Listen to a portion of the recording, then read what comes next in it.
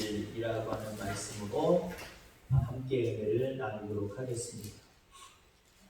제가 어느 결혼식에 가니까 주례하시는 목사님이 교회에서 있는데 그 목사님이 설교 말씀, 주례 말씀을 하면서 그 신랑 신부에게 하나의 선물을 주더라고요. 어떤 선물이었냐면 오뚜기였습니다. 설교 내용도 그런 내용이셨고 또 오뚜기를 그 부부에게, 새로운 부부에게 선물하는 걸 봤습니다. 살아가면서 많은 어려움이 있을 거다. 부부관계에 어려움도 있을 거고 또 어른들과의 관계 속에서도 어려움이 있을 거고 또 모든 삶에서 어려움들이 있을 거다. 쓰러질 일들이 많이 있을 거다. 그런데 이 오뚜기처럼 함께 일어나라. 오뚜기처럼 일어나라. 라고 하는 그런 말씀을 전해주시더라고요.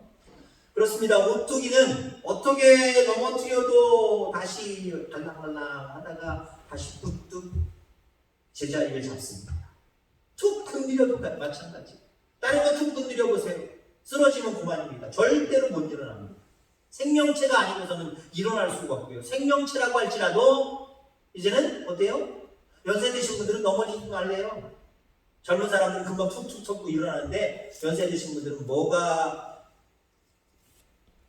인대가 늘어나든지 아니 근육이 파손되든지 뼈가 골다공증까지 있으니까 으스러지든지 아니 그렇지 않아도 젊은 사람들처럼 쉽게 못 일어나는 겁니다.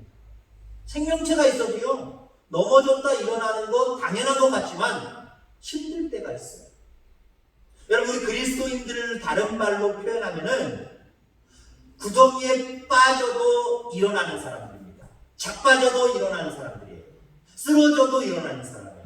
그게 그리스도인들입니다. 왜요? 오뚜기는요 무게중심이 밑에 있어요. 동그랗게 생겼는데 무게중심이 그 가운데 동그란 거에 가운데 중심에 있어요. 밑에 있단 말이에요. 그러니까 쓰러뜨려도 그 무게중심 때문에 다시 간당 하다가 제자리를 딱 잡는 겁니다. 여러분 우리는 하나님이 우리의 삶의 중심인 줄 믿습니다. 여호와를 나의 목자로 삼고 내 삶의 중심으로 살면은요 세상에 바람 불고 세상에 어떤 환난과 핍박이 우리 가운데 와서 우리를 쓰러뜨린다고 할지라도 때로는 우리를 구덩이에 밀어 넣는다고 할지라도요 다시 일어설 수 있는 사람들이 바로 그리스도인입니다. 오늘 요셉이 나옵니다. 어쩌면은 항상은 아니지만 거의 구덩이에 빠지는 인생이었어요. 구덩이에 빠지는 인생이었는데 그 요셉은 구덩이에서 헤어나오지 못한 일이 한 번도 없습니다. 그냥 그 구덩이에서 자빠져서 그냥 생을 마감하거나 포기한 적이 없습니다. 다시 그 구덩이에서 나왔습니다. 쓰러진 자리에서 다시 일어섰습니다. 형들에게 죽임을 당하진 아니하고 말 그대로 우물, 그 당시에는 구덩이입니다. 구덩이에 빠뜨린다겠지요. 물론 형들이 다시 지나가는 상인들에게 팔아먹자라고 했기 때문에 던져 올렸지만 그래도 다시 일어서는, 다시 나오는 모습을 우리가 바라보게 됩니다. 미디안 상인들에게 노예로 팔려갔습니다. 보디발의 아내의 유혹 가운데 감옥에 갇히기도 했습니다. 이 모든 것들이 뭐예요? 상징적으로 구덩이에 빠진 거예요. 구덩이에 빠져버린 거예요. 여러분 실질적으로 히브리 원어에 보면은 그 보디발의 집에 있었던 그 감옥, 요셉도 갇혔던 그 감옥, 토굴이라고 이야기합니다. 굴을 파서 만든 거예요. 그러니까 일종의 구덩이나 마찬가지입니다. 그러니까 상징적인 의미이기도 하지만 실질적으로도 요셉의 인생은 구덩이에 자꾸 빠지는 인생이었어요. 근데 중요한 것은 그는 일어섰다는 거예요. 그는 그것을 모두 다 극복하고 살아났다는 거예요. 아마 우리의 인생도 마찬가지일 겁니다. 자꾸 구덩이에 빠져요. 스스로도 빠지지만 유혹에 빠지기도 해요. 옛날에는 초등학교 때 40여 분을 걸어 다녔습니다. 그건 약가라고 하대요. 어떤 분들은. 근데요. 예전에는 놀거리들이 없었어요. 그럼 이게 풀밭, 그냥 옛날에 도로가 별로 없었잖아요. 그냥 맨들이잖아요. 그러면 흙에 막 풀들이 나는데 그 억새풀 같은 거 옆으로 쭉 누워갖고 나는 거. 그거를 조금 일으켜가지고 두 개 묶어버려. 그러면 가다가 사람 다리 걸려서 넘어질 때가 있어. 일부러 묶어놔요. 그런데 아이들 때는요, 밭에, 논에 막 들어갈 일이 많아요. 왜냐면 지금은 들어갈 수 전혀 없습니다. 농사 짓는 사람 빼놓고는 들어갈 일 없고, 농사 짓는 사람도 맨발로 들어가는 경우들이 별로 없어요. 요즘 기계 다 그냥 타고 들어가요. 요즘엔 벼가 쓰러져도 세우지들 않더라고요. 들어갈 일이 별로 없어요. 어렸을 때는요, 제가 농사를 많이 져서 아버지 도와주려고 논에 들어갔는데, 아니야, 노는 게 없어. 놀 거리가 없어서. 논이든 밭이든, 겨울에는 노는 축구장입니다. 다 말라있는 그 노는요, 완전 천연 구장이에요. 완전 천연 잔디밭과 똑같아요. 거기서 놀았습니다. 밭이 어디 있어요? 막 밭고랑이들 막 돌아다니면서 놀았어요. 특히 연달 때는요, 밭에만 그냥 막 들어가요. 근데 아주 짓궂었지요. 구덩이를 파놔요. 그 드럼 말고 어떤 구정물 같은 거 팍 거기다 담궈놔요. 그 위에 비닐 같은 거 싹 넣고 흙 같은 거 약간 덮어 팽팽하게 한 다음에 풀 같은 거 막 덮어놔요. 야, 가자 친구야 가자. 친구 가면서 친구 거기 걸어가게 하고 쑥 빠지게. 아, 이건 기억으로 봐줘야죠. 어렸을 때 철없이 장난친 걸로 봐야지. 이 세상은 심각할 정도로 우리 앞에 구덩이가 많이 펼쳐져 있습니다. 악한 마귀도 그렇지만 세상에 많은 사람들을 이용해서 사람들에게 우리는 그들에게 이용당해서 때로는 그들에게 치여서 구덩이에 빠질 때가 얼마나 많이 있습니까? 여러분들도 그 구덩이에서 벗어날 수 있는 귀한 능력이 여러분들에게 있기를 주의 이름으로 축원합니다.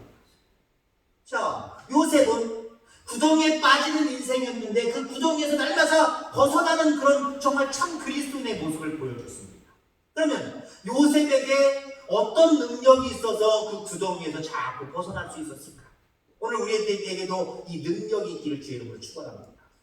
구덩이에 빠질 수 없는 능력도 있겠지만 이 세상은 때론 빠질 수밖에 없어요. 안 빠질 수가 없어요. 빠질 수밖에 없는 연약성을 우리는 가지고 있습니다. 그러면 빠진다고 했을 때 그 구덩이에서 벗어날 수 있는 능력을 갖춘다고 한다면 우리는 요셉처럼 그 구덩이에서 벗어나는 은혜를 입을 줄 분명히 있습니다. 자, 그럼 요셉은 자꾸 구덩이에 빠지는 그런 인생이었는데 그때마다 벗어납니다. 어떤 능력이 있어서? 몇 가지를 말씀드리면요. 우선은 현실 적응 능력이 있었어요. 현실 적응 능력.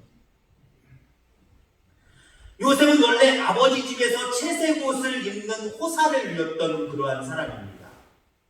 대개 우리가 흔히 이 요셉을 바라볼 때 오냐 그냥 사랑만 받고 자란 그런 자처럼 보여집니다.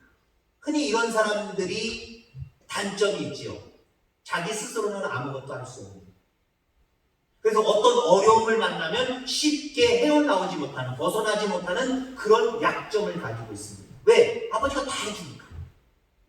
12아들 중에 가장 사랑하는, 야곱이 사랑하는 아들이 요셉이었잖아요. 얼마나 충애를 받고 살아갑니까? 너는 일하지 말아. 일 안 해도 돼. 채색옷이 그런 의미라고 말씀드렸었죠. 그러니 얼마나 어쩌면 버릇없이 컸겠습니까? 얼마나 의지가 약하게 컸겠습니까? 스스로 어려움을 벗어날 길은 아버지가 없으면 정말 없는 그 사람이었을 겁니다. 자, 그런데 요셉은 노예가 되었는데도 금방 적응을 해요.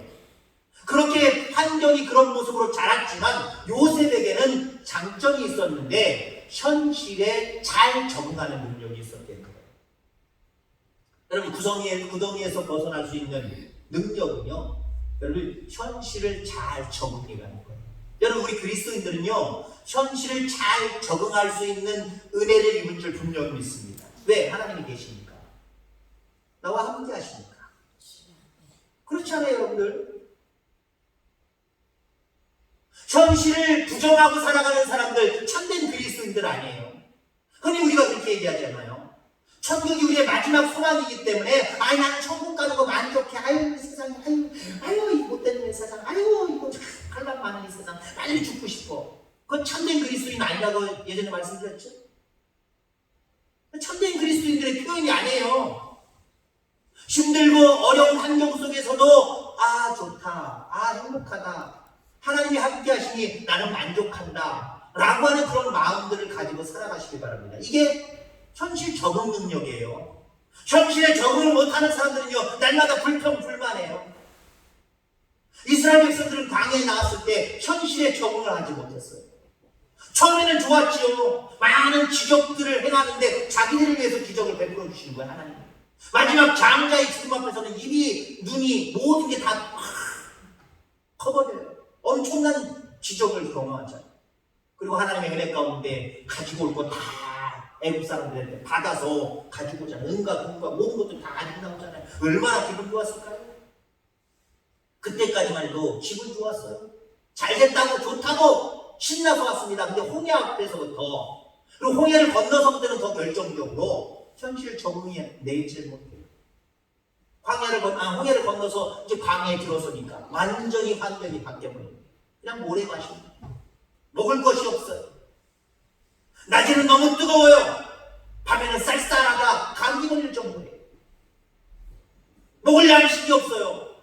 그러니까 그들이 모세를 향해서, 하나님을 향해서 현실에 적응하지 못하고 여기서 죽게 되었다고, 왜 우리를 여기로 데리고 왔느냐고, 먹을 것이 없다고, 마실 물이 없다고, 얼마나 현실에 적응하지 못하고 불평불만을 합니까? 오죽하면 하나님이 너희들은 1세대들은 애굽에 못 들어가 라고 하나님 완전히 그들에게 단절을 하시는 그 선언을 하시겠습니다.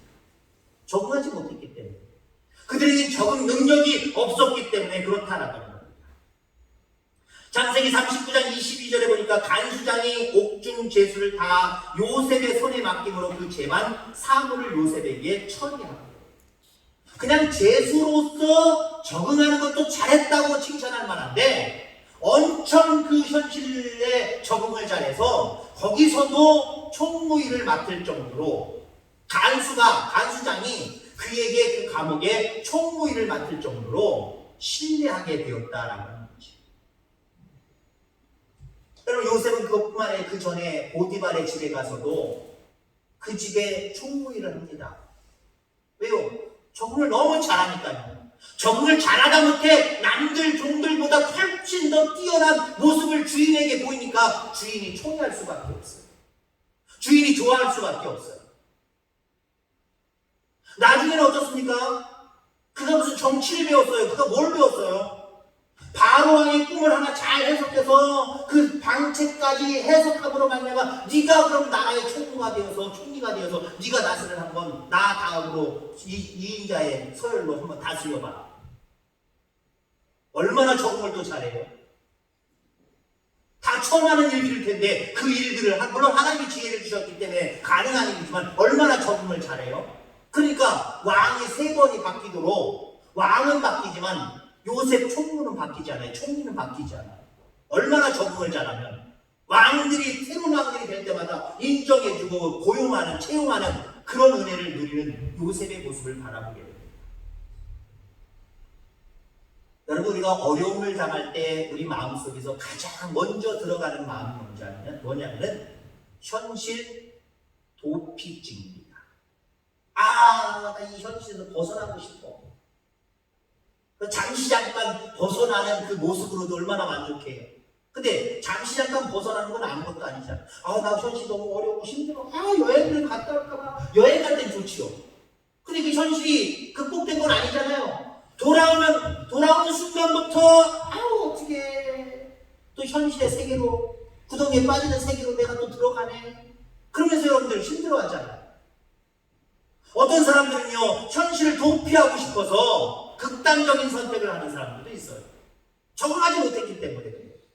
삶의 자기의 자리에서 그 현실을 받아들이고 적응하는 능력이 없기 때문에 우리는 힘들어하고요, 때로는 극단적인 생각까지도 하는 거예요.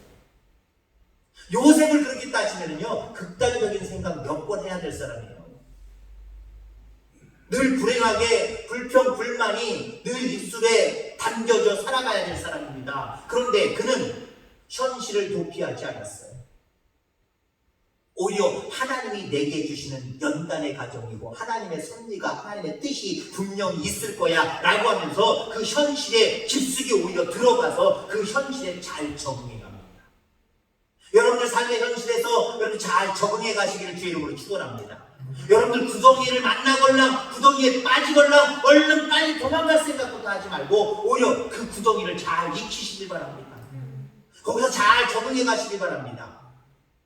결국 거기서 벗어나는 은혜를 입게 될 줄 기억하기를 주의 이름으로 축원합니다.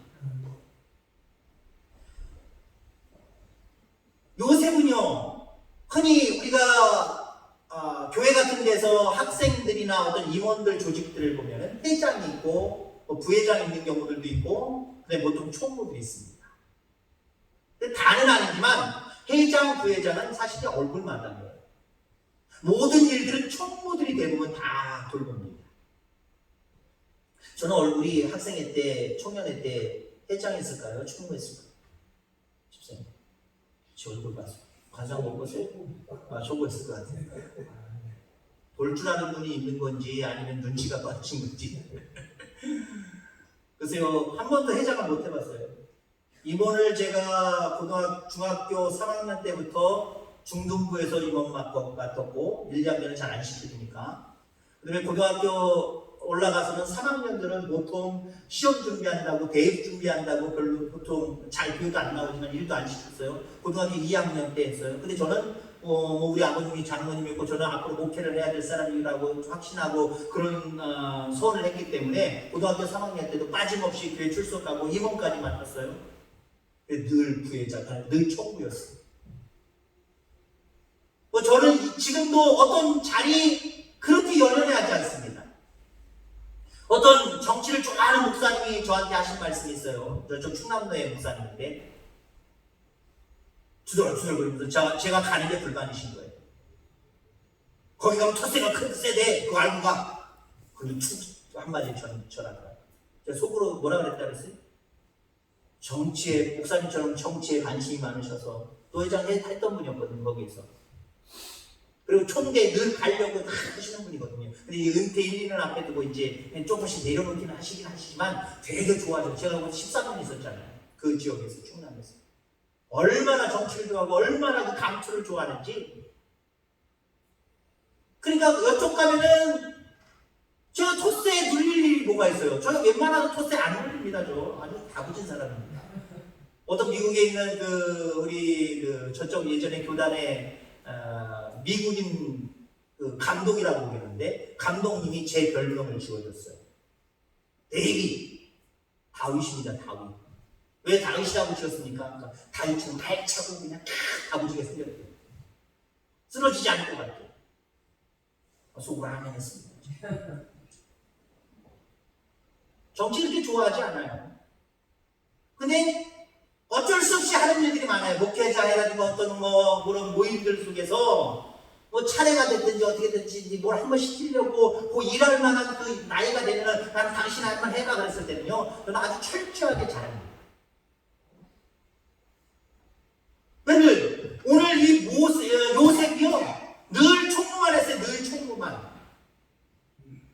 집에서 총무했다라고 볼 수는 없지만 꾸미자고 한다면 아버지 옆에 붙어서, 회장님 옆에 붙어서 아버지가 시키는 대로, 회장이 시키는 대로 형들 가서 보기도 하고, 그리고 와서 보고하고, 형들 뭐 잘못한 거 있으면 고자리까지 하고 왔다 갔다. 사실 가정에서 총무인 거예요. 그 다음에 보디발의 집에 가서 1인자는 보디발입니다. 2인자 총무가 되어서 집안일들을 얼마나 그 주인의 말을 따라서, 주인의 의도하는 말을 따라서 얼마나 집안 살림을 잘하는지요. 총무를 엄청 잘했습니다. 감옥에 가서도요. 감옥에 가서는 2인자도 아니고 3인자도 아니고 아무것도 아닌데도 불구하고 간수장의 눈에 띄어서 총무일을 맡은 겁니다. 한마디로. 나라 일도, 나라가 왕 1순위죠. 2순위 총리가 되어서 나라 일을 잘 돌봅니다. 이런 모습이 뭘 때문에 그럴까요? 현실에 잘 적응하는 능력이 그에게 있었기 때문에. 여러분들에게도 현실에 잘 적응할 수 있는 귀한 능력들이 있어서 어떤 구덩이에 빠지더라도 벗어나는 귀한 은혜가 있기를 주의 이름으로 축원합니다. 자, 그 다음에 오늘 요셉은 어떤 능력이 있어서 이 구덩이에서부터 날마다 벗어날 수 있었을까? 타인을 살피고 보살피는 마음이 있었기 때문에 가능합니다. 흔히 우리가 내가 구덩이에 빠졌으면 다른 사람들 눈에 안 보여요. 나만 보여요. 어머나 어떻게 내가 구덩이에 빠졌네. 어려움에 처했네. 큰 아픔에 처했네. 고난과 역경 속에 있네. 자기만을 돌보고 어떻게 하면 자기를 이 구덩이에서 건져낼 수 있을까, 벗어날 수 있을까, 여기에만 마음을 쏟을 때가 많이 있어요. 다른 사람이 눈에 안 보일 때가 있어요. 근데 오히려 다른 사람들이 눈에 안 들이고 내 구덩이에서의 내 현실만 바라보고 나만 생각하고 나에게 집중할 때 오히려 우리는 여러분들 더 깊이 구덩이에 빠져가는 것을 아마 느낄 거예요. 그런데 구덩이에 빠졌지만 그 빠진 속에서도 더 깊은 구덩이와 같은 구덩이에 빠진 사람들, 옆에 있는 사람들 한번 생각해 보시기 바랍니다. 그들을 돌볼 수 있는 마음이 있다고 한다면 하나님이 그 구덩이에서 벗어나게 하실 줄 믿습니다. 보세요. 감옥에 가서, 오늘 본문의 내용이 그거잖아요. 감옥에 가서 죄송하지만 지구가 석자예요. 자기 구가 석자란 말이에요.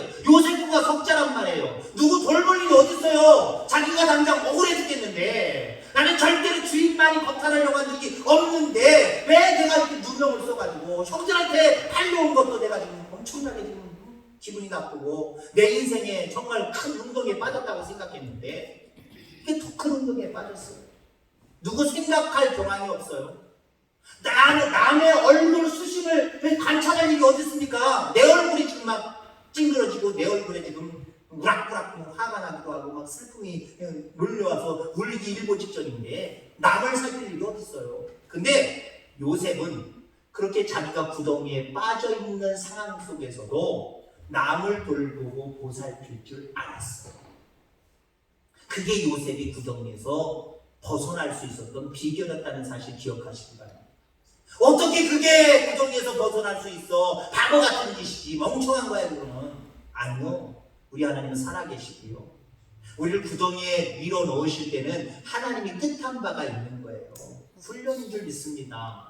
우리를 건져내셔서 더 이제 우리 가운데 더 귀한 은혜를 주시고자 하기 위함임을 분명히 기억하시기 바랍니다. 그렇다고 한다면 구덩이에 빠졌을 때 구덩이에서 나 혼자 벗어나려고 하는 그 노력, 자기에게 중심을 두지 말고 오히려 더 힘들고 어려운 사람들을 생각해보고 그들을 돌볼 줄 아는 저와 여러분들 다 되기를 주의 이름으로 축원합니다.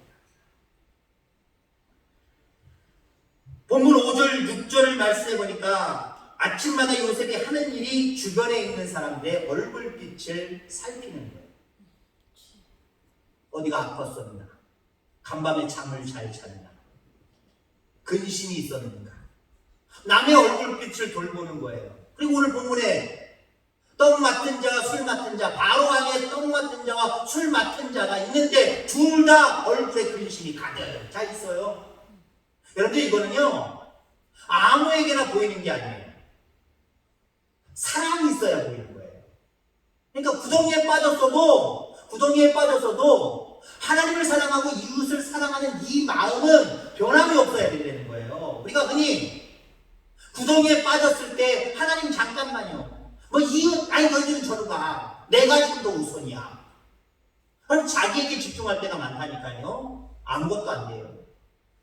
구덩이에 빠질수록 하나님과의 관계를 한번 생각해 볼 수 있기를 주의 이름으로 축원합니다. 하나님을 바라보시기 바랍니다. 하나님을 바라보시기 바랍니다. 그렇잖아요. 여러분들 실질적으로 구덩이에 빠졌다고 생각해 보세요. 어떻게 하면 좋나 해봐야 더 혼란스러워지기만 하는 거예요. 위로 한번 보세요. 여유를 가지고 위로 한번 보세요. 그럼 하나님이 썩은 동아줄이 아닌 편안하게 올라갈 수 있는 동아줄을 내려주실 줄 믿습니다. 그리고 옆에 있는 사람들 오히려 돌봐보세요. 하나님이 더 큰 은혜를 베풀어 주실 줄 기억하길 주의 이름으로 축원합니다. 얼굴에 근심이 있어, 이 두 사람들이. 야, 너희들 왜 근심이 있겠냐? 그랬더니 이 두 사람이 이야기하기를 우리 각기 다른 꿈을 그 전날 밤에 이제 밤에 꿨다는 거예요. 근데 너무 그 꿈이 뒤숭숭하다는 거야. 이게 무슨 의미인지 잘 모르겠다는 거예요. 그리고 그 꿈을 해석해 줍니다. 그 해석은 그렇습니다. 술 맡은 자는 이제 왕에게 다시 복직하게 될 것이고 떡 맡은 자는 복직하지 못하고 죽는다는 거예요. 사실대로 얘기하죠. 그죠? 암만 이웃과의 관계도 중요하지만 하나님이 주신 꿈의 해석을 사실대로 얘기하지 복지 못하고 죽을 사람을 너도 살 수 있을 거야 얘기해봐야 소용없는 거잖아요. 냉정하지만 그는 하나님이 보여주신 대로 말했습니다. 하나님도 왜 보여주셨을까요? 그가 워낙 이 책 저 책 사주팔자 보는 거 이런 거 꿈 해석하는 거 이거 많이 익혀가지고 요셉이 알았느냐? 그거 아니에요. 요셉의 어린 시절 이야기를 통해서 바라보면요 그런 내용들 없어요. 그러면 그가 어떻게 꿈을 해석하는 능력이 있었냐? 나중에 바로의 꿈까지 꿈을 뭘 꿨는지도 바로는 몰라요. 내가 뭘 꿈을 꿨는지도 모르는데 아무튼 꿈을 꾼 후에 나는 너무 뒤숭숭해. 너무 공포감에 사로잡혀 있어. 너무 나는 근심이 많이 생겼어. 어떻게 하면 좋니? 아니 요셉이 자기가 어떻게 이 왕이 꾼 꿈까지 알아요? 왕께서 꾼 꿈은 이런 꿈입니다. 이거 얘기해 주는 것도 이게 말도 안 되지만 그 꿈의 해석은 이렇습니다. 이거 요셉이 무슨 재주로 이렇게 얘기할까요? 이웃을 돌아볼 수 있는 사랑의 마음을 가지고 자기가 처해져 있는 현실에서 불평불만하지 않냐고 이것도 하나님의 섭리가 있고 뜻이 있을 거야 라고 그 현실 적응 능력을 보여주는 그 요셉에게 하나님이 선물 주신 줄 믿습니다. 구덩이에서 벗어나는 그 정도로만 선물 주신 것이 아니라 구덩이에서 벗어나서 더 높은 곳으로 올라갈 수 있는 엄청난 선물을 주신 거예요. 여러분들 우리는 그걸 기대할 수 있게 되기를 주의 이름으로 축원합니다. 어떻게 하면 여기서 벗어날 수 있을까? 그래서 자기중심적인 모습으로 살아가는 사람들은요 어쩌면 그 노력으로 조금 벗어날 수는 있을 거예요. 그런데 그것으로 끝. 벗어나면 다 되느냐? 또 운동에 빠질 일이 또 생기는데요? 그럼 또 벗어나면 괜찮지요? 못 벗어날 수도 있어요. 그게 끝. 여러분 근데 하나님이 벗어나게 하시는 벗어나는 정도가 아니라 높여주신다는 거예요. 아멘. 벗어나는 정도가 아니라 높여주신다니까요. 요셉이 구덩이에서 모면하는 걸로 끝났습니까? 술 맡은 관원장, 떡 맡은 관원장. 보디발은 어쩌면은 호위무사입니다. 서열로 따질 수는 없지만 왕에게 더 가까운 자들은 어쩌면 떡 맡은 자, 술 맡은 관원장이었어요. 어떤 사람이 우스갯소리로 얘기하대요. 그 바로왕이 아마 떡을 싫어했을 거다. 술을 좋아했을 거다. 그러니까 떡을 안 먹어도 살 수 있지만 야 이거 술을 이게 술 맡은 자가 관원장이 이거 해주는 술이 이거 잊을 수가 없는데 야 걔 다시 복직시켜. 그래서 술 맡은 관원장은 복직시켰고 떡을 싫어하니까 떡 맡은 관원장은 그냥 내버려둬서 그냥 죽게 했다라고 하는 우스갯소리도 있어요. 여러분들 하나님이 어떻게 섭리하실지 우리는 알 수 없어요. 말 그대로 하나님의 주권입니다. 하나님의 주권은요 우리가 공부한다고 알 수가 있는 게 아니에요. 하나님의 주권은요 말 그대로 하나님의 마음이에요. 하나님 마음. 하나님 마음인데 하나님의 마음도 그냥 마음이냐? 우리는 어느 정도 그 하나님의 마음을 나름대로 알 수 있어요. 하나님을 기쁘시게 하는 거예요. 하나님의 기쁨이 되는 거예요. 여러분 그렇습니다. 그 현실을 누가 주셨어요? 구덩이에 빠진 현실을 누가 주셨어요? 하나님이 주신 거예요. 우리 모두도 마찬가지지만 요셉의 이야기를 통해서 바라보면 하나님이 그를 주신 거예요. 요셉도 고백하잖아요. 쌀을 사러 온, 곡식을 사러 온 형들이 자기가 요셉인 줄 알고 두려워하니까, 왜 자기들이 한 짓이 있으니까 두려워하니까 형들 너무 두려워하지 마세요. 염려하지 마세요. 형들이 나를 팔아서 애굽으로 내가 먼저 온 게 바로 이때를 위함입니다. 하나님이 미리 계획하셔서 하나님이 하신 일이니까 형들이 한 일이 아니라는 거예요. 형들을 다만 사용하셨는데 형들이 한 얘기가 한 일이 아니라 하나님의 섭리 가운데 하나님이 계획하셔서 한 일이라는 거예요. 이게 중요한 거예요. 여러분 우리가 모든 상황이 하나님이 하신 일인 줄 고백하시기 바랍니다. 그래야 현실을 받아들이고 적응할 수 있는 능력이 생겨요. 하나님이 실수한 거야. 하나님 그 잘못하신 거야. 뭔가 착각하신 거야. 내가 아니면 저 사람인데 이거 아니에요.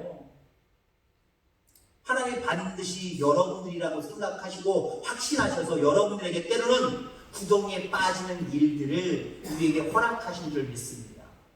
그 하나님을 믿을진데 구덩이에 몰아넣으시는 분도 하나님이시고 그 구덩이에서 잘 적응하고 오히려 구덩이에서도 남을 돌보고 사랑의 마음을 가지고 살아갈 때 건져주시는 이도 벗어나게 하시는 이도 하나님이시고 벗어나는 정도가 아니라 더 높여주시는 분도 하나님이심을 기억하기를 주의 이름으로 축원합니다. 이제 구덩이가 무섭습니까? 이제 구덩이가 염려됩니까? 그렇지 않기를 주의 이름으로 축원합니다. 이 세상을 흔히 바다로 표현하잖아요. 바다가 잔잔하기만 합니까? 갑자기 풍랑이 일어나기도 합니다. 우리 인생이 그런 거예요. 우리한테 구덩이 없이 늘 날마다 내리막길처럼 아니면 조그만 오르막길처럼 평지처럼 그냥 저 푸른 초원 위에 초원만 걷는 아주 그냥 소근사근하게 기분 좋게 걷는 인생인 것만 같습니까? 때로는 가시밭길도 있고 돌짝밭도 있고요. 여러 가지 고난스러운 오르막길도 있고요. 내리막길도 있고요. 그 정도가 아니라 완전 처박히는 구덩이도 있을 수가 있어요. 그러나 중요한 것은 하나님은 살아계십니다. 우리 각 사람 모두에게 뜻한 바 계획을 갖고 계시잖아요. 그 계획이 그대로 실현되기 위해서는요, 지금 우리의 삶을 혹시 구덩이에 빠져있는 내 삶이라고 할지라도 이 삶을 그대로 받아들이시기 바랍니다. 하나님이 나에게 연단하시려고 주신 환경이구나. 여기서 내가 무엇을 알고 오히려 현실에 잘 적응하시기 바랍니다. 그리고 나만 바라보지 말고 많은 사람들을 바라보며 살피고 사랑할 수 있는 저와 여러분들 되길 바랍니다. 그때 하나님께서 우리를 구덩이에 몰아 넣으신 그 이유가 우리가 뭔지 알 수 있도록 우리를 건져주시고 그 높은 곳으로 우리를 인도해 가실 줄 믿습니다. 이 은혜를 누리는 저와 여러분들 다 되기를 주의 이름으로 축원합니다. 하나님 아버지 감사합니다.